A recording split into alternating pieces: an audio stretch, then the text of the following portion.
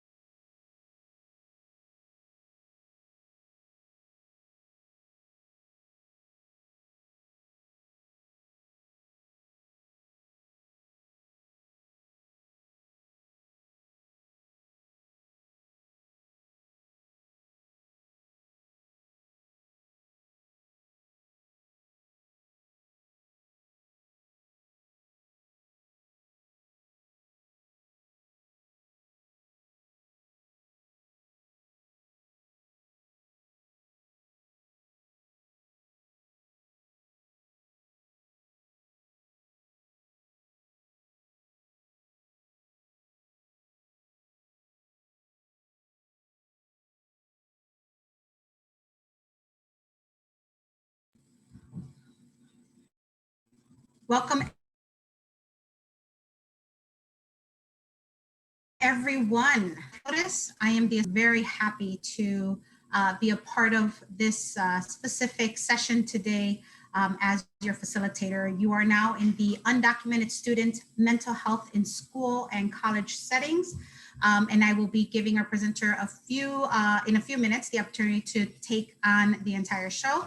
But first, this session is a Zoom meeting, so you are welcome to stay on camera, but please remain muted unless asked to unmute by a presenter.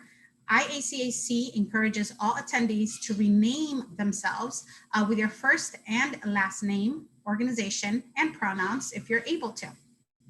To ask questions, please use the chat feature and we will try to get to all of them if time allows. This session is being recorded and we will be sharing it with registrants after the event ends and will be posted on the Sharing the Dream website. IACAC strives to be an inclusive, diverse association of admission and counseling professionals. We work to support each other and assume positive intent of all colleagues. So with saying that, enjoy the rest of this session and please, Mr. Camacho, take it away. Thank you so much and welcome everybody. I invite everybody as we were introduced and in turn, just wanted everybody to feel free to share, feel free to introduce yourselves here in the chat. Feel free to put your name, your organization, and also what you do. This will kind of help me a little bit more, especially as I'm kind of, I'm trying to tailor this particular workshop to you. I have a lot of different resources in different areas, but my hope is that some of this really speaks to the position and the job role that you currently have. So we're gonna go ahead and we're gonna get started. I'm gonna go ahead and share my screen. I actually wanna start off here. I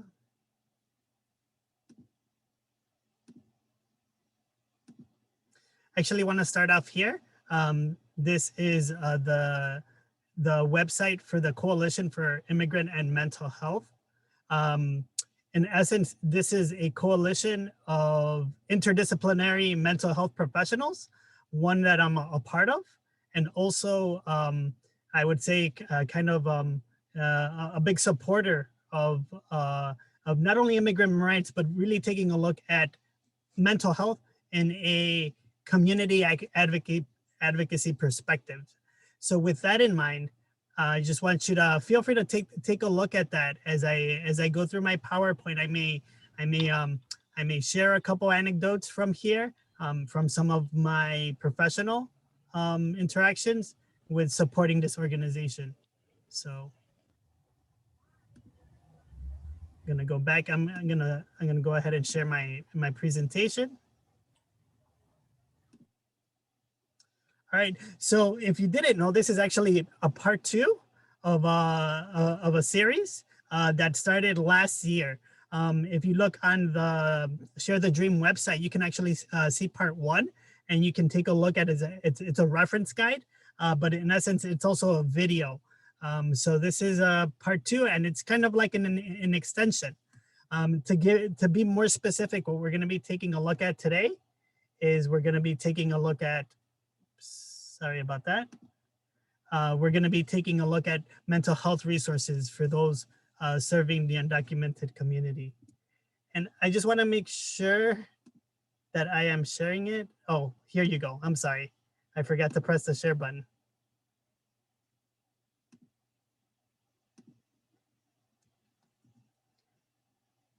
So as I was saying, this is a part 2 of something that is already on the website. So feel free to refer to the website. Well, our focus is actually going to be more during and after the pandemic. So just kind of keep that in mind as we are going throughout here. Just a little bit of background, and this is going to be a little bit of background in regards to myself, more specifically when it comes to the mental health side and me as a mental health professional. I'm a doctoral student, actually very close to being a doctoral candidate. here at NIU. My focus is undocumented students, mental health, and schools. I'm a counselor educator. I actually am an instructor in the counseling education department, working with school counselors and also clinical counselors. I also have experience working in Chicago public schools and also in a rural setting in DeKalb High School. I also have a private practice. My specialty is doing psychological immigrant hardship evaluations.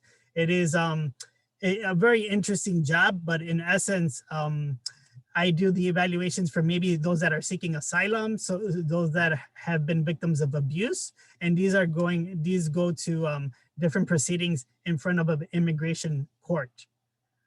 Besides that, I talked a little bit about the Coalition for Immigrant Mental Health. I'm actually the Education and Outreach Work Group Chair, right? One of the things that I wanted to do here, and I'm going to just break a little bit. I wanted to share with you this small little activity. And my hope is that I can see my chat box. It takes me a little bit when I'm presenting to see my chat box and figure this out, but give me a minute. My chat box should be somewhere around here. Okay.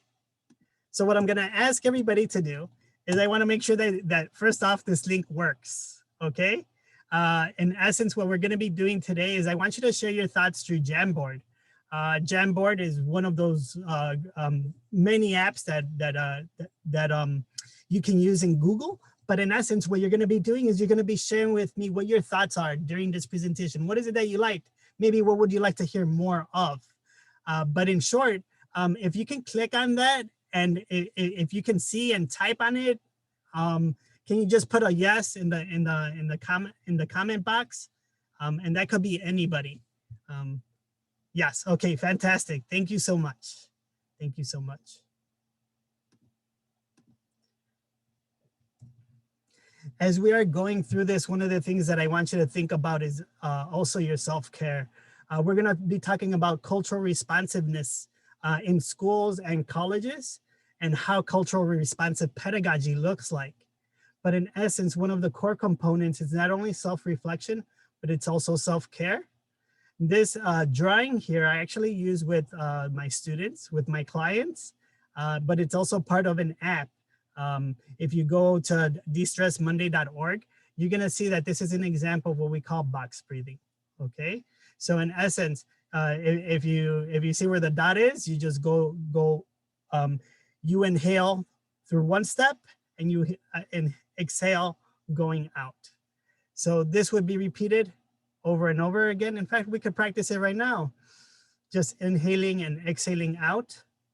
But one of the main things that I'm thinking about in regards to this is that really our breaths are really connections and reflections of where we are. So it's always important to be mindful of where our breaths are.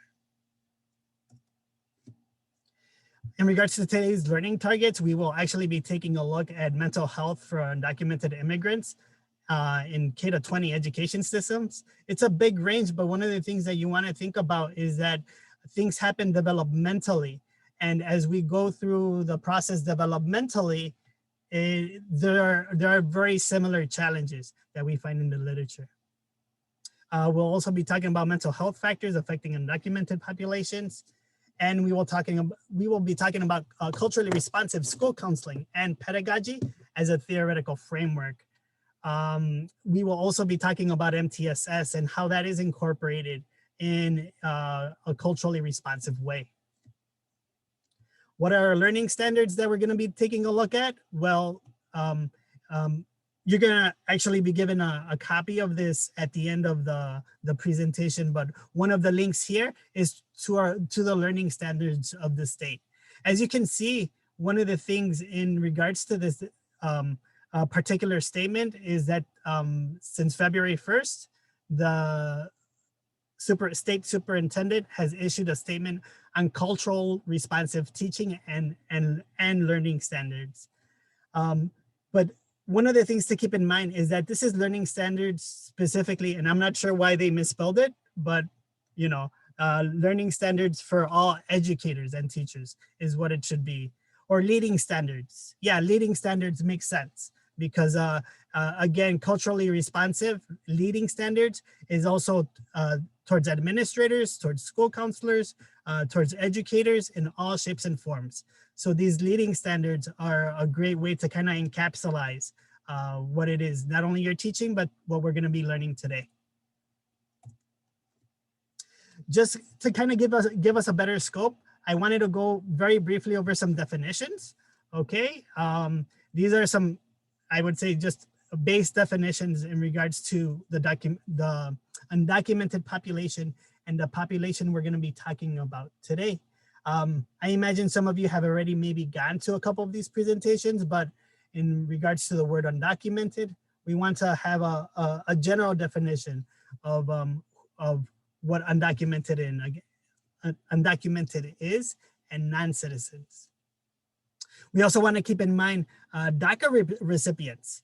And again, when it comes to DACA, there's always a lot of anxiety and a lot of fear, a lot of uncertainty when it comes to this particular issue.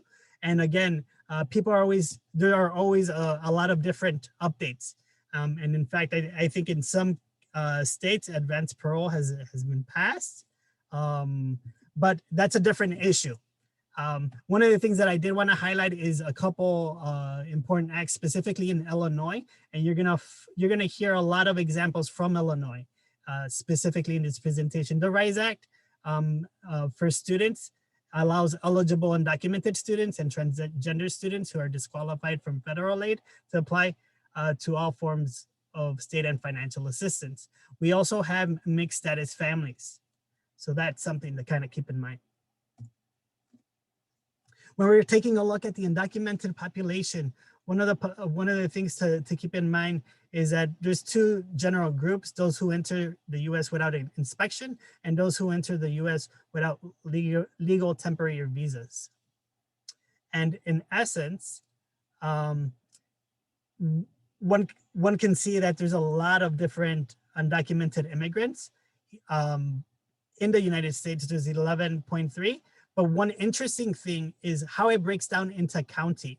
So the three top counties as of 2018 are Los Angeles County, Harris County in Texas, and believe it or not, Cook County.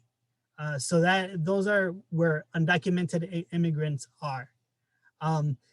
Interestingly also is how it has grown. Children of undocumented immigrants encompass about 3.9 million. So again, in some cases, you may even have a college student that is undocumented, but they may also have children. And this is something to kind of keep in mind because we take a look at different systems when it comes to mental health and how the family is connected. Specifically, when we're taking a look at Illinois, these are the numbers. And as we can see, the top demographics are Mexico and Central America, and also Asia is also one of the top in terms of percentage in regards to demographics. Here's an important aspect to kind of keep in mind when we're working with undocumented students in schools. It is something that is very, very sensitive. This actually comes from a study of over 3,600 educators from 24 districts. Basically, what the researchers found is that they observed students' overt expressions of fear. And in essence, you can see a statistical breakdown down here that there was increased bullying in this population, decreased parent involvement, parents expressing concerns at schools, indirect effects on students due to concerns for their peers, indirect effects on classroom climate. And one of the things that I wanted to highlight that is important to note is specifically students expressing concerns and fears at school, but also increased behavioral and emotional problems. More specifically in this study, it highlights how there's been a rise and increase, not only in behavioral issues, but also in conduct issues, and also increased absenteeism. when we're talking about mental health in this particular population, there are some common trends that are important to note. Acculturation stress. Acculturation stress being when one is adjusting to a new environment. Migratory stress that can happen, especially, and one of the things that is interesting in acculturation stress and migratory stress is that they both have different levels. Migratory stress more specifically, as one generally adjusts, and it also depends on how they arrived. They can end up experiencing different types of stress. Depression and anxiety are also very prevalent in this population. Another important topic, and this is specific also, I would extend it to mixed status families. Mixed status families is one that may have a parent that is undocumented and a student that is a citizen, but what we call transgenerational trauma, right? Suicide also happens among immigrant populations, not in an out of the ordinary way, but I think it is important to note there's been a couple studies highlighted there, but more currently there's pandemic stress. And that's sort of where I wanted to focus on, because that's sort of what we're facing at this time. If we take a look at pandemic stress, at different pandemic stress factors, one of the things that we're going to be seeing is how important work is. So employment loss, and this is, these are pictures and snapshots of the start of the pandemic, more specifically in June. And then they also did this follow-up survey. The organization is called Mujeres Latinas en Acción. It's in Pilsen. And they did this community-based survey. Basically, as you can see, some of them more important concerns. But the one, if we take a look at the one in August, what ends up happening is we end up seeing how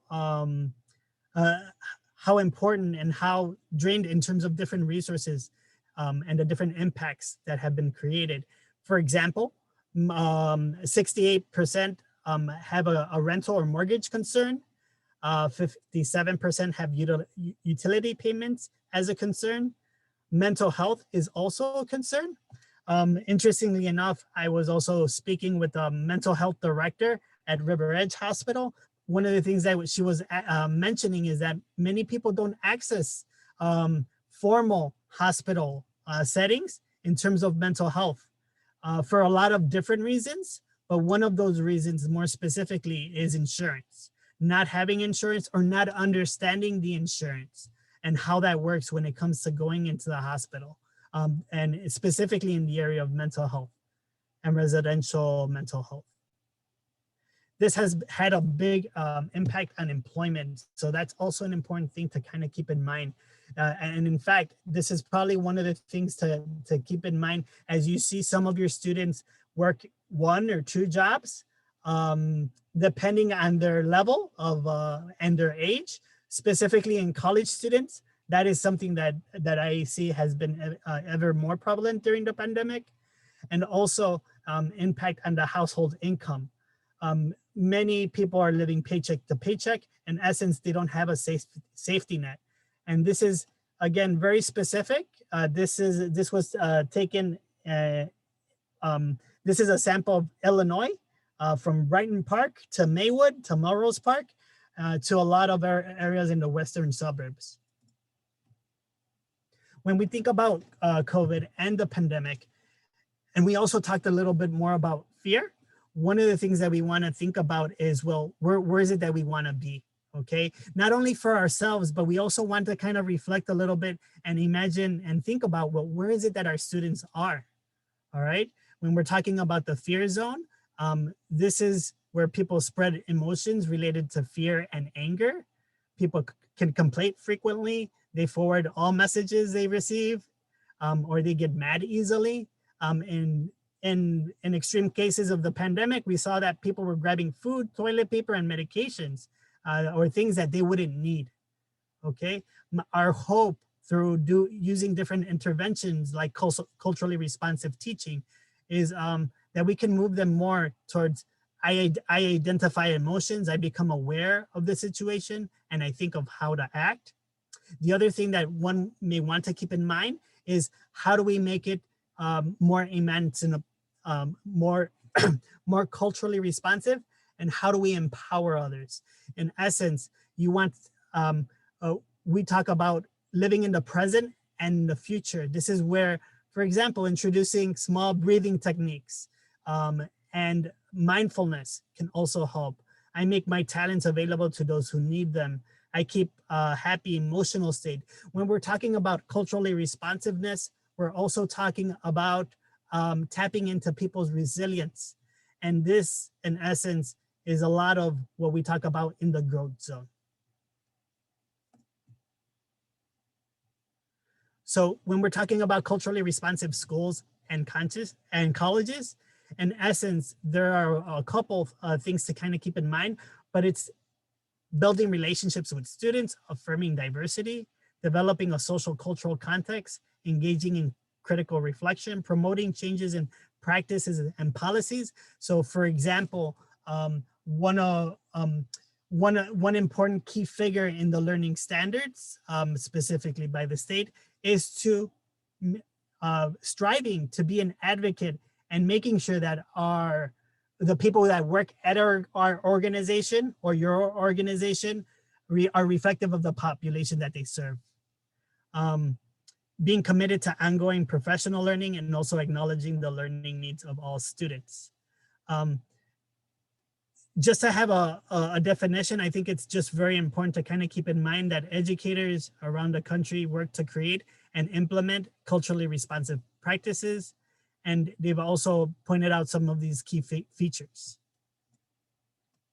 But in essence, this is kind of how it looks like for school counselors. When we're talking about school counselors, but I would say also educators that may do a lot of community building, a lot of restorative circles, using active teaching methods, being a practitioner as a facilitator. Cultural responsiveness is one of those key components. Cultural responsiveness is, in essence, one of those key terms that we use now in place of multicultural competence. Why? Because multicultural competence, in essence, is something that we may never achieve.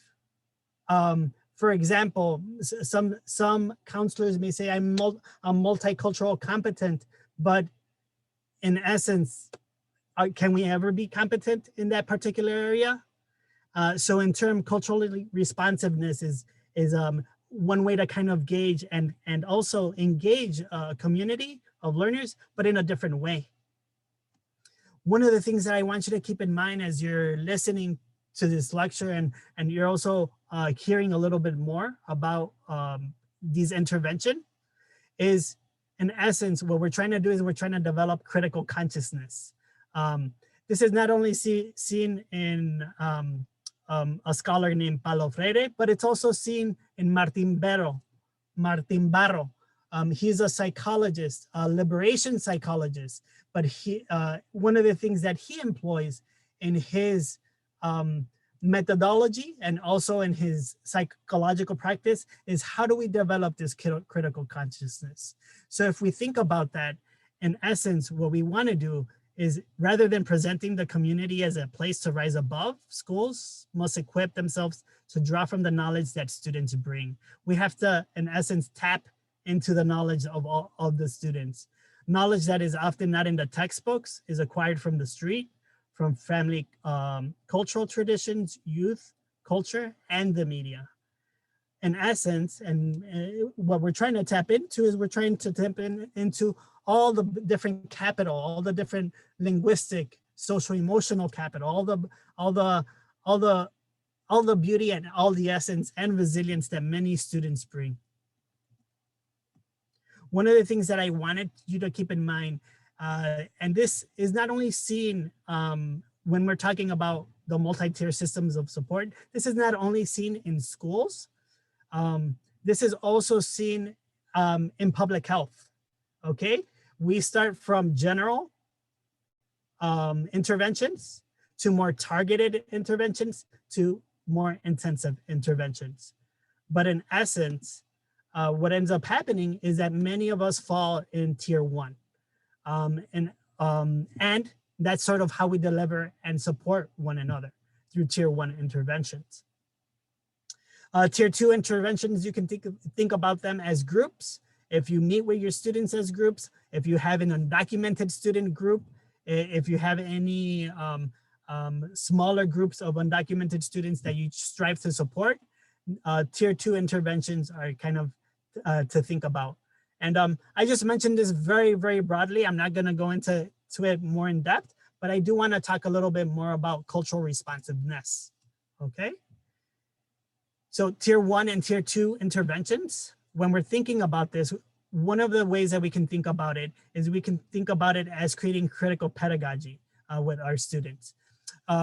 This is, if you are a school counselor, if you work in a school, critical pedagogy can be seen not only in the groups that maybe you facilitate, but they could also be incorporated in your social emotional learning lessons.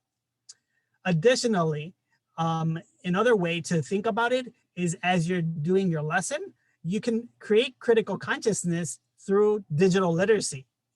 There's a lot of different ways to do this. If you're thinking about working with adult learners, if you work in a college setting, one of the things to think about is actually critical pedagogy is probably one of the most utilized forms of pedagogy. We call it constructivism in higher ed and in adult learning. But in essence, constructivism is that way to identify a problem, research the problem, develop a plan.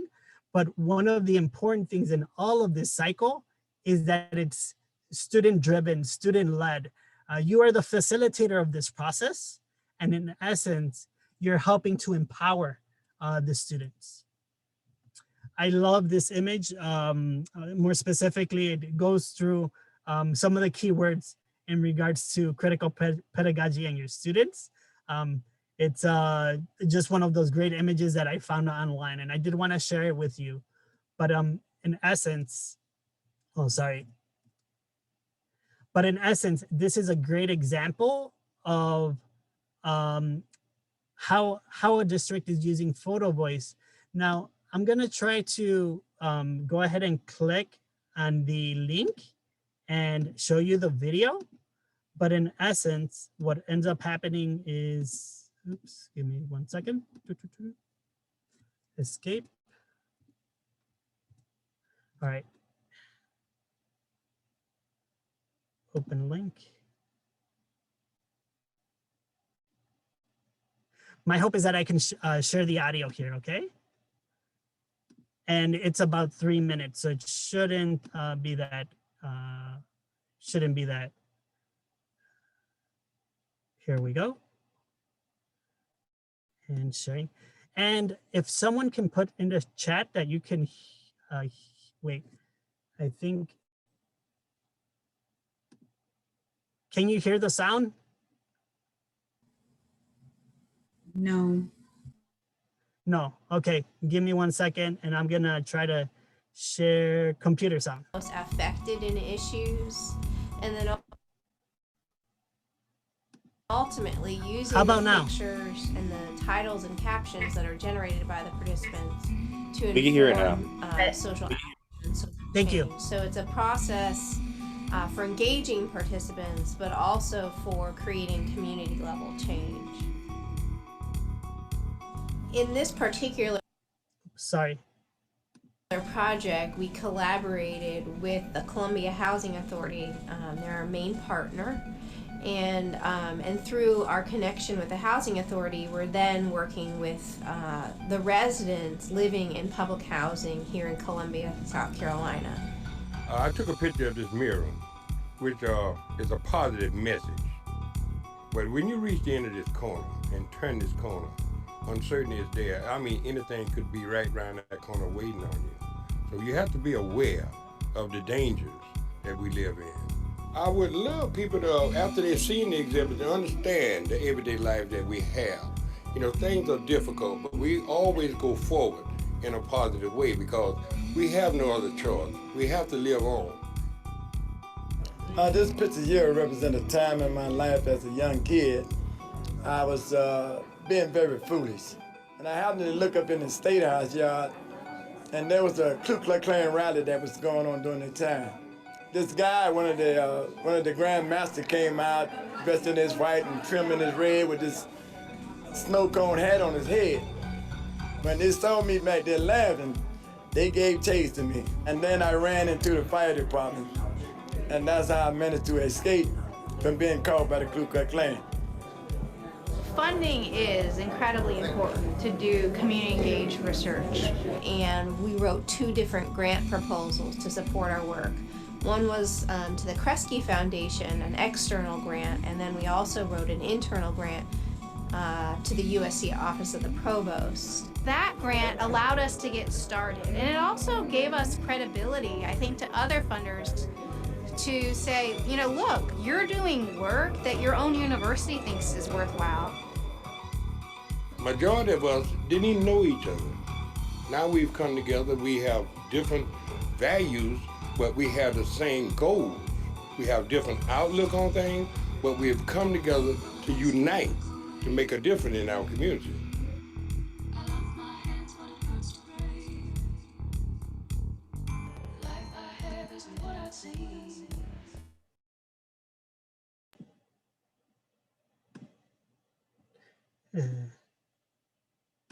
Very good, very good. So that's an example of a qualitative research method called photo voice. And again, I'm gonna put I did put the link in our slideshow. But in essence, one of the things that you want to think about is how do we engage our communities? How do we engage our marginalized communities? And with that in mind, how do we help create a bridge for the different resources and also the different people that are part and form these stories. There's a lot of creativity that I've seen, not only in school counselors, but in teachers throughout the pandemic. One of the things that I also wanted to kind of acknowledge is that many of us, in regards to using identity and using culture, and blending that into our curriculum, that in essence is helping with what we call cultural identity formation. When we think about acculturation, and when we think about how acculturation comes in different layers and different steps, acculturation is really one of those main things that not only undocumented people face, but many people that immigrants that come from different walks of life are also struggling. So how do we enhance their voices? How do we tap into their stories? How do we bridge that? And how do we make it a space where they're voicing a little bit about their own culture? And in essence, how do we also do that if we're in different positions? If we're academic advisors, for example, if we are admissions representatives, again, whether it's differentiating the way that you do outreach in a community, or it's also maybe being aware of the different curriculum, the different classes that are in your university as you're advising a student, saying, hey, you know what? These are some great classes and some great professors that kind of guide you as you are forming yourself throughout. So for me, that's why it's kind of been exciting to see, I think, a great growth in regards to seeing undocumented students, but also undocumented populations as an actual title in history classes and sociology classes. So that's something that's also very exciting to see. All right, I'm gonna switch back to my slide here and share with you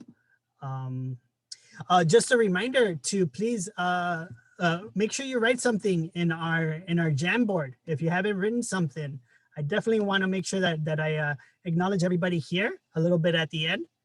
But in essence, one of the things that I wanted to mention is just a couple of activities. This is going to be more, especially for those that do maybe some school-based work, that do more focused work in what we call tier 2. Tier 2, you want to think about it maybe as group counseling or working in groups. But in essence, there's a specific therapies that one can use specifically in this with these groups.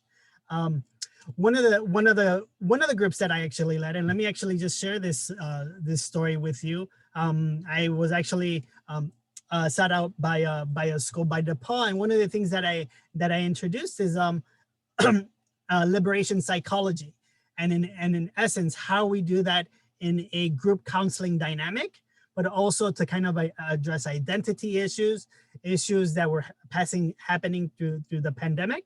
But there's also, besides cultural identity, there's also cognitive approaches, which is some of the ones that I highlight here. Trauma-focused cognitive behavioral therapy. There's also CBITS, which is intervention specific in schools. And I see this actually as a curriculum through ISB, through the Illinois State Board of Education. Actually, one of our coalition members that works at Laurie Children's Hospital has helped to kind of design that particular curriculum. One of the things that I also want you to think about is how do we tap into cultural capital, right? Or how do we tie into people's creativity and music interventions? One of the school counselors that I like reading, it does school counseling and hip hop, right? More specifically in group work. How do we tie in, and how do we also bring in maybe elders? For example, in the Pilsen community where I grew up, we have a lot of elders in the Mashika dance, but these elders in essence would not only talk about dance, they would also show us instruments and in essence help with creating a dialogue around culture and cultural identity. Movements and dance groups are a great way to not only in essence be culturally responsive, but also a great way to kind of address trauma sometimes. Movement, dance, singing, art therapy, all of these are great ways to really tap into people's different cultural abilities, but also different talents.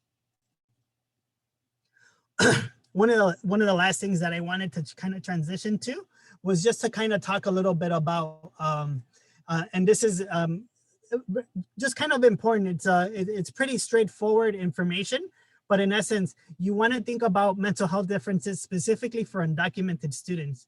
When they're in high school, they may go to their mental health professional because they're offered through the school counselor, social worker, or school psychologists, specifically if they have an IEP, or through a referral specifically.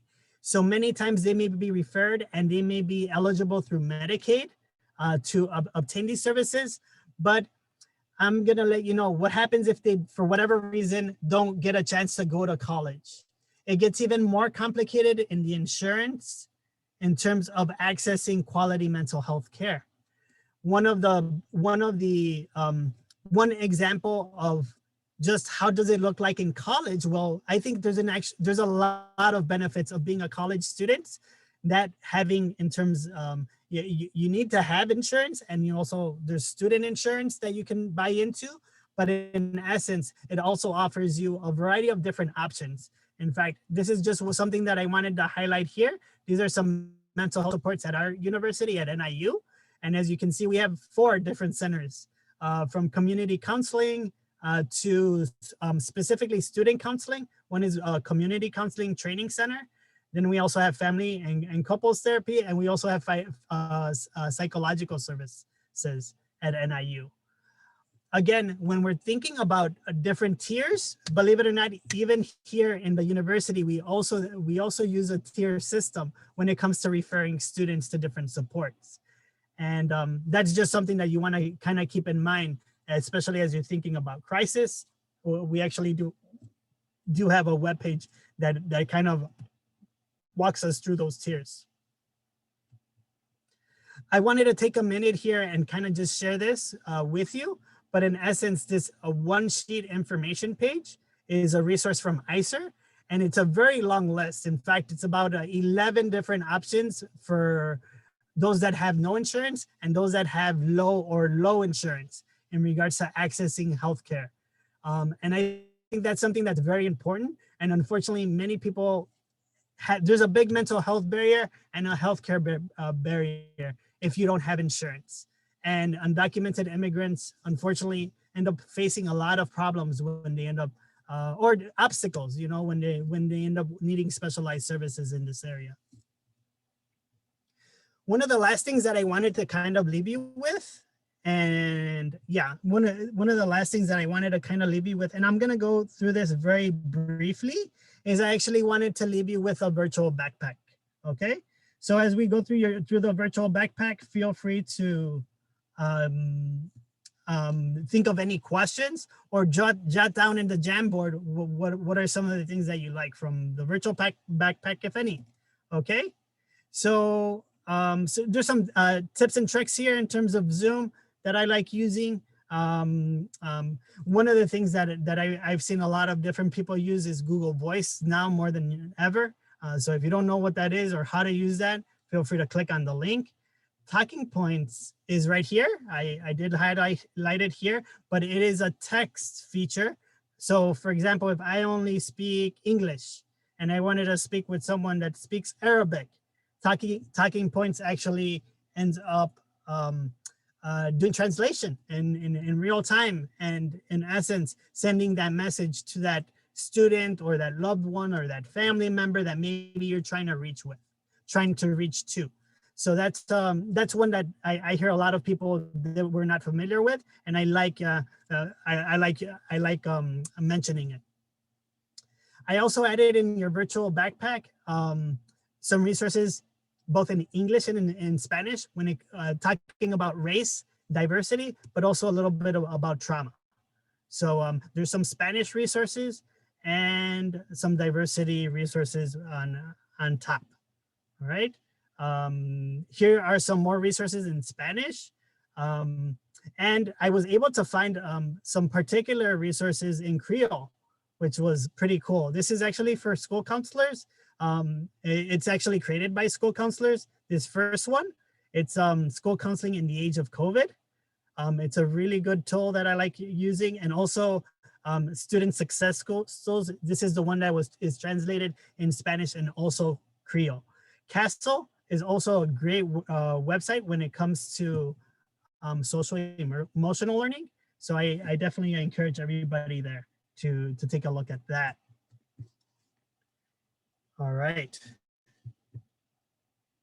So in essence, that kind of, it doesn't conclude our presentation yet. We still have about 3 or 4 minutes, but I did want to leave my contact information, and my Twitter handle is right here. All right, and hopefully by this time next year, I will eliminate the future and be Dr. Camacho. But as I'm sharing that, I did want to mention this what I presented to you is actually part of my theoretical framework when it comes to my dissertation. So it's something that I hope that you can see. I not only am I passionate about, but I try to give a lot of different resources for everybody here, so that you can hopefully learn and from today's presentation. All right, so one of the things that I wanted to do is I wanted to actually go to the Jamboard here and see what if anything anybody wrote. Okay, and there were also, okay. All right, I'm just taking a look at some of the comments here, and feel free to write if you haven't written them. Curriculum or perhaps group plans for the student support group. So yeah, that's a very good point, Diana Modrangon. I would say take a look at the virtual backpack and take a look at there in regards to different curriculums for undocumented students. As you are trying to incorporate that, I would also say, think about different ways to kind of facilitate the group in different theoretical frameworks.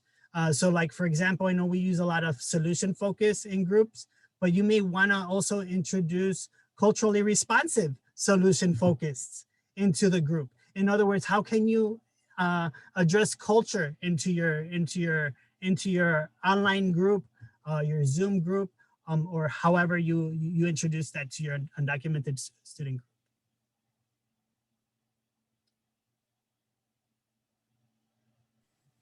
Oliver, Yeah, as like you're I said, Castle has. Mhm. As Go you're ahead. looking at the Jamboard, I just wanted to quickly remind everyone that in the chat, I have put the link for you to receive some PD credits. And someone had asked if the presentation would be available. If you're able to share the presentation, Oliver. So I am explaining to them that Yes. for the ACAC Sharing the Dream Conference, we do provide copies of the presentations, and this will also be recorded.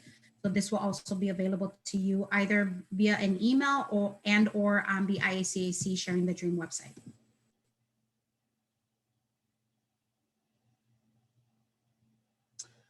Parents is a very, very important one. And I'm glad someone mentioned that.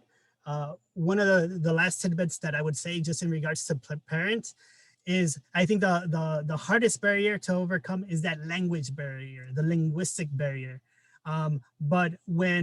So I'll give you an example. Something that I find very culturally responsive in some school districts is, for example, in district, I believe it's 211, they actually have a school-based liaison. So this is just for student services, and this person is bilingual. So imagine having a community liaison that is bilingual, that goes to all the IEP meetings, that does all the follow-up just for student services. So that's an idea that I just want to kind of want you to think about if you work in a school. If you work in a college, it's a little bit different. I know we work more with adults, but in schools, we definitely need someone that does that outreach. And I've seen that not only in District 211, but also in Juarez, where I used to work, where they have a community liaison. So having a bilingual community liaison is definitely a great thing to have in every school district, I would say. Mm-hmm. Well, thank you, everyone.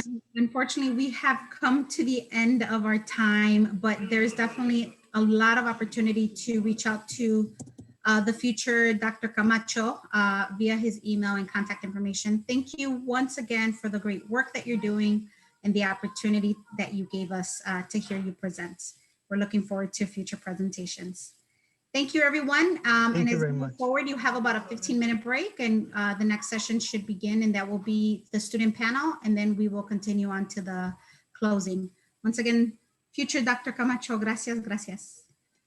Thank you, everybody, and it was a pleasure.